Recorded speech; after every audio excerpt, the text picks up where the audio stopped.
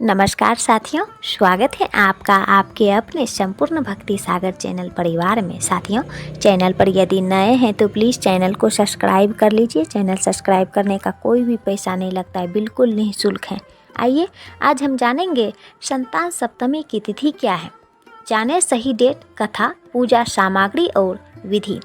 संतान की लंबी आयु और संतान प्राप्ति के लिए महिलाएं संतान सप्तमी का व्रत रखती हैं। इस साल संतान सप्तमी व्रत कब रखा जाएगा? अगर इसे लेकर आप भी कंफ्यूज हैं तो चलिए आज हम आपको बताते हैं कि हिंदू पंचांग के अनुसार संतान सप्तमी व्रत की सही तिथि क्या है। संतान की लंबी आयु के लिए कौन कौन से व्रत होते हैं, इन सभी चीज़ों के बारे में पूरी जानकारी लाए हैं। इसलिए आप सबसे रिक्वेस्ट है कि वीडियो के अंत तक बने रहें ताकि आप पूरी जानकारी ले सकें। वैसे तो हिंदू धर्म में संतान से जुड़े कई त्योहार आते हैं, लेकिन आप संतान प्राप्ति की कामना लेकर कोई व्रत करना चाहते हैं तो उसके लिए संतान सप्तमी का व्रत सबसे खास है। यदि आप संतान की दीर्घायु की कामना करते हैं तो इसके लिए हल षष्ठी का व्रत रखा जाता है। इस साल संतान सप्तमी का व्रत 10 सितंबर मंगलवार को रखा जाएगा। वो इसलिए क्योंकि वैसे तो सप्तमी तिथि 9 सितंबर को शाम को आ जाएगी, लेकिन उदया तिथि के अनुसार ये व्रत 10 सितंबर को रखा जाएगा, क्योंकि 10 सितंबर को सूर्योदय के समय भी ये तिथि रहेगी। तो आइए जान लेते हैं संतान सप्तमी की मुहूर्त क्या है। संतान सप्तमी दिन मंगलवार, सप्तमी तिथि प्रारंभ 9 सितंबर शाम 5 बजे से शुरू होगी। वहीं सप्तमी तिथि समाप्ति 10 सितंबर को शाम 5:47 तक रहेगी। आइए संतान सप्तमी की पूजा सामग्री के बारे में जान लेते हैं। साथियों, चैनल पर यदि नए हैं तो प्लीज़ चैनल को सब्सक्राइब कर लीजिए, क्योंकि हम इसी प्रकार के एक से एक जानकारी लाते रहते हैं। सावन भादो कवार के महीने में जितने भी व्रत आते हैं उनमें भगवान शिव, माँ पार्वती और कृष्ण जी की पूजा विशेष रूप से की जाती है। संतान सप्तमी की पूजा में भगवान शिव और माता पार्वती की पूजा होती है। इस पूजा में शिव जी की पूजा परिवार के साथ की जाती है, इसलिए इनकी या तो प्रतिमा हो या फोटो, किसी को भी लिया जा सकता है। इसके अलावा पूजा में लकड़ी की चौकी, कलश, अक्षत, रोली, मौली, केले का पत्ता, श्वेत वस्त्र, फल, फूल, आम का पल्लव, भोग लगाने के लिए 7 पुआ या मीठी पूरी, कपूर, लौंग, सुपारी, सुहाग का सामान, चांदी का कड़ा या रेशम का धागा आवश्यक रूप से इसमें शामिल होना चाहिए।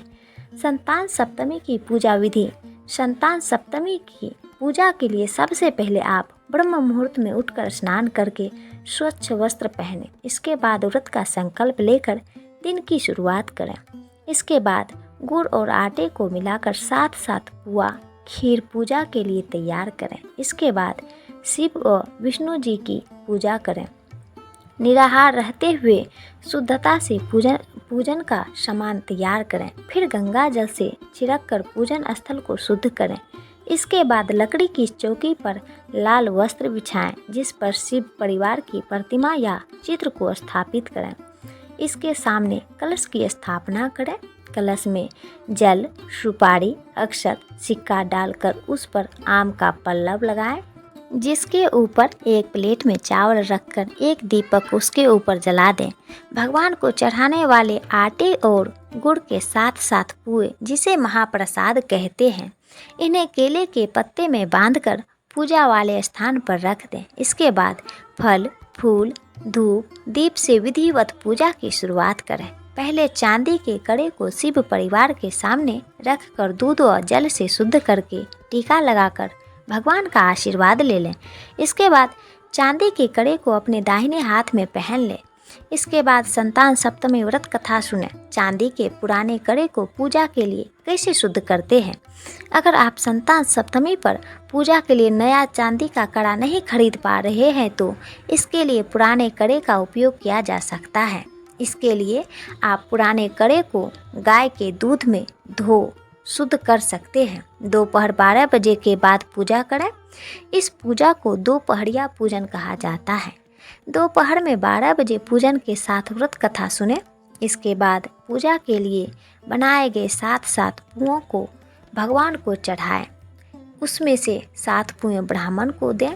इसके बाद 7 पुए स्वयं प्रसाद के रूप में ग्रहण करें। इस भोग के साथ ही अपना व्रत खोलें। साथियों, आइए श्रद्धापूर्वक संतान सप्तमी व्रत कथा सुनाते हैं। कथा के अनुसार प्राचीन काल में नहुस अयोध्यापुरी का एक प्रतापी राजा था। उस राजा की पत्नी का नाम चंद्रमुखी था, जिसके राज्य में ही विष्णुदत्त नामक एक ब्राह्मण रहा करता था, जिसकी पत्नी का नाम रूपवती था। रानी चंद्रमुखी और रूपवती में बहुत गहरा प्रेम था। एक दिन वह दोनों सरयू में स्नान करने गई, जहां दूसरी स्त्रियां भी स्नान कर रही थीं। उन स्त्रियों द्वारा वहीं पर पार्वती शिव की प्रतिमा बनाकर विधि पूर्वक उनका पूजन किया। तब रानी चंद्रमुखी और रूपवती ने उन स्त्रियों से पूजन का नाम तथा विधि के बारे में पूछा। तब एक स्त्री ने बताया कि यह संतान देने वाला व्रत है। इस व्रत के बारे में सुनकर रानी चंद्रमुखी और रूपवती ने भी इस व्रत को करने का संकल्प किया और शिवजी के नाम का डोरा बांध लिया। परंतु घर पहुंचने पर वह अपने संकल्प को भूल गई, जिसके कारण मृत्यु के बाद रानी वानरी और ब्राह्मणी मुर्गी की योनि में पैदा हुए। कालांतर में दोनों पशु योनि छोड़कर दोबारा मनुष्य योनि में आई। चंद्रमुखी मथुरा के राजा पृथ्वीनाथ की रानी बनी और रूपवती ने फिर एक ब्राह्मण के घर जन्म लिया। इस जन्म में ईश्वरी नाम से रानी और भूषणा नाम से ब्रह्मानी जानी जाती थी। भूषणा का विवाह राजपुरोहित अग्निमुखी के साथ हुआ। उन दोनों में इस जन्म में भी बहुत प्रेम हो गया। पूर्व जन्म में व्रत भूलने की वजह से इस जन्म में भी रानी को कोई संतान नहीं हुई, जबकि व्रत को भूषणा ने अब तक याद रखा हुआ था, जिसके कारण भूषणा ने सुंदर और स्वस्थ 8 पुत्रों ने जन्म दिया। संतान नहीं होने से दुखी रानी ईश्वरी ने एक दिन भूषणा से मिलने के लिए गई।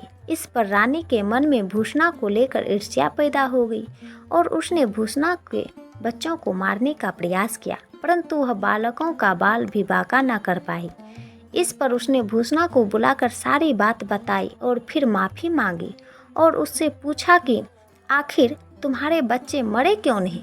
भूषणा ने उसे पूर्व जन्म की बात याद दिलाई और साथ ही ये भी कहा कि उसी व्रत के प्रभाव से मेरे पुत्रों को आप चाहकर भी ना मार सके। भूषणा के मुख से सारी बात जानने के बाद रानी ईश्वरी ने संतान सुख देने वाला यह व्रत विधि पूर्वक किया। तब इस व्रत के प्रभाव से रानी गर्भवती हुई और एक सुंदर बालक को जन्म दिया। उसी समय से यह व्रत पुत्र प्राप्ति के साथ ही संतान की रक्षा के लिए माना जाता है। साथियों, हमारी ये छोटी